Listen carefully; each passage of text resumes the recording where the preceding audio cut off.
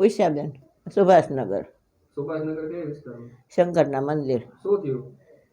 મને એક ભાઈ કોક આવ્યો હતો, તે દરવાજો બંધ હતો, હથખોલો હતો ને એને ઉઘાડી નાખ્યો. તો કે બેન શું કરો છો? મેં કીધું ભગવાનની વાયટું કરું છું. તો કે વાયટું મૂકો હેઠી કે ચાવી કબાટ છે તમારે? મેં કીધું હા. તો કે ચાવી? મેં કીધું ચાવી મારે કબાટ ખુલ્લો જ હોય. એમ કહે અંદર ઘૂસી ગયો અને બારણાને બંધ કરી દીધો, આકડીઓ મારી દીધો. અને પછી એને કબાટમાંથી 30-40 હજાર રૂપિયા પડ્યા હતા, એ ઉઠાવી ગયો અને મને ઢળીને અંદરની સેટીમાં લઈ ગયો.